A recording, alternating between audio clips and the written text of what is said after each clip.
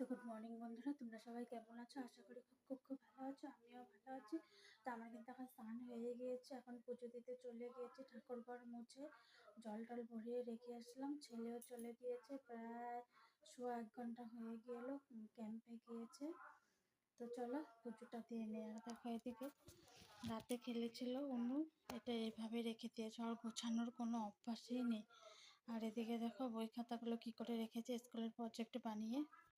তো দেখো বন্ধুরা, আমি এখানে ফুল টুল সব রেডি করে ফেলেছি। ফুল এখন বেশি পাওয়া যাচ্ছে না, অল্প ফুল দিয়ে পুজো দিতে হচ্ছে। তাই থেকে আমি বাটা টাটা সব গুছিয়ে নিয়েছি। প্রসাদটা দেওয়া হয় না, ফুল দিব, প্রসাদ দিব।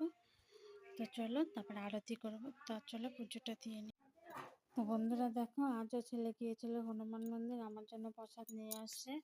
এই দেখো গিয়েছিল হলো কোচিং না, ক্যাম্পে গিয়েছিল। ক্যাম্পের থেকে এসে স্নান টান করে হনুমান মন্দিরে গিয়েছিল। আজকে তো একাদশী, এখন খাবে।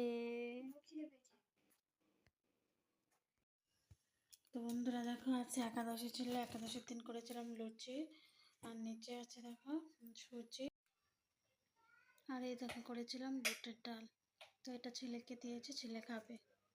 তো বন্ধুরা দুপুরে খাওয়া দাওয়া করে একটু শুয়েছি। আজকে একাদশী এসেই খেয়েছি।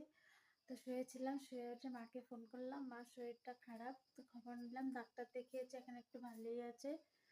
তো এখন সন্ধ্যা হয়ে গেছে, এখন খাবো হলো চা, অল্প চা খাবো। চা আজকে খাওয়া হয়নি, অন্যদিন খেয়ে ফেলে, আজকে খাওয়া হয়নি।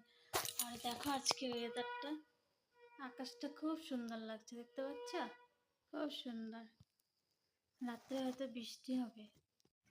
তো বন্ধুরা দেখো আজকে কি কি এনেছে। এখানে এনেছে, এটা কি পেঁপে এনেছে, কুন্দুলি এনেছে, এখানে সুজি, ছোলা, বুটের জন্য বলে, ছেলের জন্য ছোলা, আর এখানে বুটের ডাল, আর এনেছে হলো সয়াবিন।